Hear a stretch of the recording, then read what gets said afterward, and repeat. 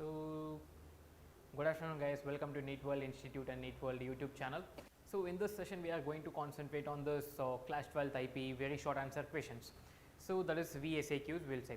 Right. So, this for both MPC and BIPC. Since like physics is a common subject for both BIPC and MPC, right, we will continue with those a topic only. Okay. So, today's topic is dual nature of matter and radiation. Right. Yes guys. So, let us see how many questions are there. So, there are 8 questions in dual nature of matter and radiation. Okay. So, and then we will continue with electromagnetic wave in this class only. Right. The first question of this session is, what are cathode rays? What are cathode rays? So, when we talk here, the cathode rays is nothing but like a stream of fast moving negatively charged, like a stream of fast moving negatively charged particle is called as cathode rays. So, anode and cathode we will talk now. So, anode is nothing but it's a positive anode. Okay, it's a positive. When I talk about a cathode, it is negative. It is negative, positive and negative. So, cathode rays is nothing but a stream of fast moving and negatively charged particle is called as cathode rays, and a stream of fast moving positively charged is nothing but a anode rays. Got it? Next question, what is work function? Work function, a minimum energy like required of minimum energy of an incident photon rays required to eject an electron from a metal. So, if there is a metal, if there is a metal, like a ray is coming and hitting the metal surface, and due to that electron is ejected. Okay, if suppose second ray I am taking, it is coming and hitting the surface, but it is not ejecting the electron. So, which means I can't consider that way. So, what they are saying, the minimum energy of incident photon required to eject electron from the metal surface is called as work function, and which is denoted by the letter phi, right, which is denoted by the letter phi. And when we talk about the next question, that is, what is important fact did Millikan's experiment established?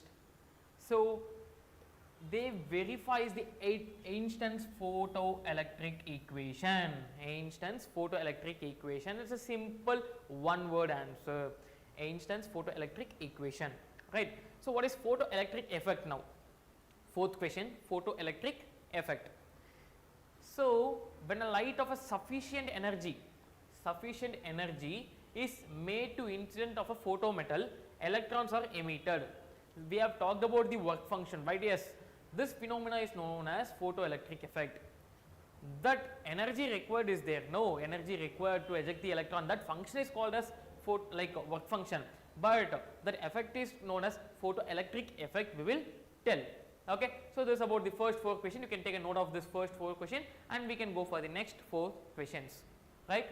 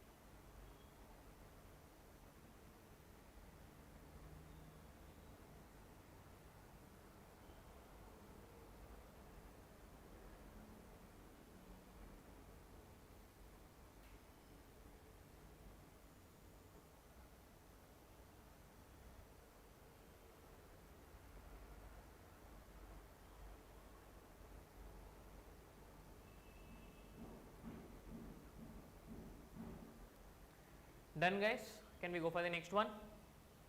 Next 4 questions. Yes, please take a note of this.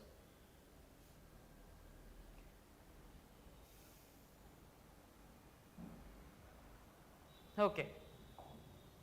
So the next four questions we'll see. Give example of photosensitive substance. Why they are called so? So photosensitive substance are like when I give a energy or when I give a photon to a metal, like the electrons are ejecting out, na? So alkali metals such as lithium, sodium, potassium, cesium and rubidium, they are called so because their work function is low and they emit photoelectron when they illuminated by visible light only. When I talk about only visible light like sun kind of thing, okay. So these metals, what they are doing, they are eliminating the electrons, right. So write down Einstein photoelectric equation. So Einstein photoelectric equation is nothing but H mu is equals to 5 plus half mv square, okay. So here we talk about half mv square is nothing but maximum kinetic energy of a photoelectron. H into mu is nothing but photo energy, and phi is nothing but work function, okay, work function of a metal, work function of a metal. So photo energy is equals to work function plus maximum kinetic energy of a photoelectron, right. So this is Einstein's photoelectric equation, right. So the last 2 questions are write down de Broglie's relation and explain the terms there, okay. So de Broglie relation says that wavelength is inversely proportional to the momentum of a particle. So yeah, so wavelength is inversely proportional to momentum, right. No, so momentum. So what is momentum? Momentum is nothing but mass into velocity. So if velocity increases, wavelength decreases. If velocity decreases, wavelength increases, right na? Right. So h is lambda is the inversely proportional to p, so lambda will be equals to h by p, right. So h is nothing but a Planck's constant, we'll say Planck's constant. So mass of a particle, velocity of a particle v, h is a Planck's constant and p is a momentum of a particle. So this is the de Broglie's relation, and the last and final question is state Heisenberg's uncertainty principle. So it is not possible, like what Heisenberg says, no, it is not possible to measure both position and momentum of an electron at the same time. So we cannot measure both position and momentum of a particle at the same, of an electron at the same time. So the relation is given as delta x dot delta p, position and momentum, greater than or equals to h by 2 pi, right. So uncertainty of a position, uncertainty of a linear momentum. So this is about the last 4 questions, right. So we can take a note of these questions and we can go for this electromagnetic wave.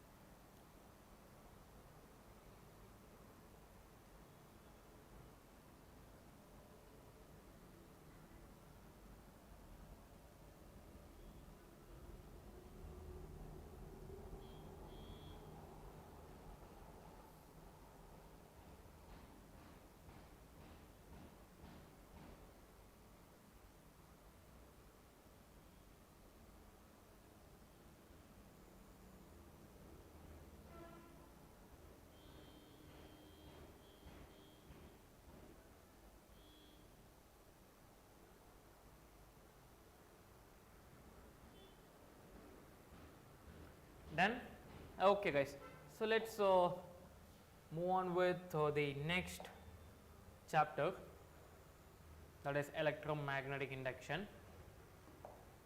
So electromagnetic waves, electromagnetic waves. So in this topic now we will be having a 7 questions, a small questions only. It's not a big questions, okay. So electromagnetic waves. The first question, the charging current of a capacitor is 0.6 ampere. What is the displacement current across its plate? Okay. So when we talk about the charging current, charging current and the displacement current, it's always equal, right? When since the conduction current outside the capacitor plates is equal to the displacement current, right? So outside the excuse me,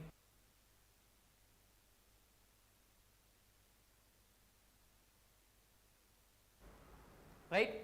So when we talk about charging current capacitor and displacement current across the plate, like outside the plate, like both are equal, so the displacement current is 0.6 ampere, 0.6 ampere. Now if the wavelength of an electromagnetic radiation is doubled, what happens to the energy of a photon?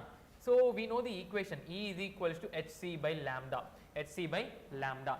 So what is the thing they are saying? If a wavelength of an electromagnetic radiation is doubled, so this is the original thing.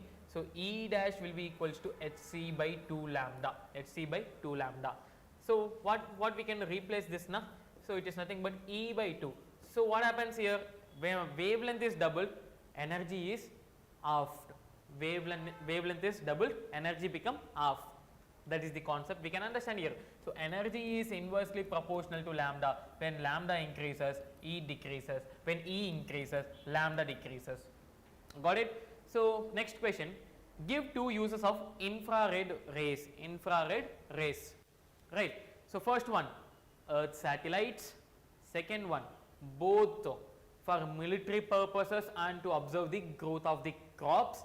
And third, electronic devices. And fourth is physical therapy. So 2 they have asked. So in this, out of 4 you can write any 2, okay, any 2. Satellite you can write and military purpose you can write. Easy, no? Okay. And when we talk about the 4th question, like last 4 questions, okay. So write any one use of infrared rays, So we have talked about infrared rays, no, and which animal can detect infrared rays. So one use we can write, one is satellite, or else military purpose, or else crops, or else the physical therapy, okay. And which animal they are asking? So python, snakes, boars can detect the infrared rays. So the snakes, okay, the snakes can be detected easily, okay.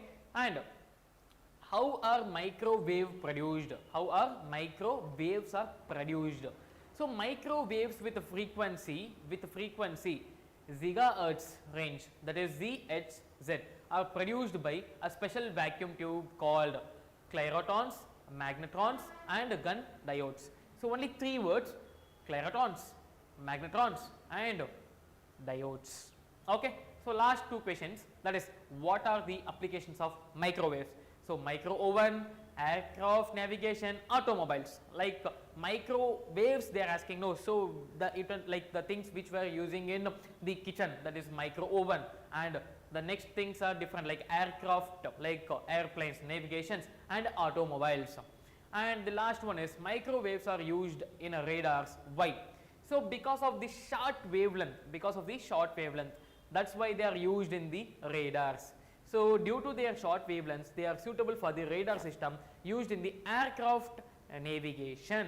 So this about the electromagnetic wave, very short answer questions. So with this we will conclude this dual nature of matters and electromagnetic wave chapter of very short answer questions in class 12th IPE, right?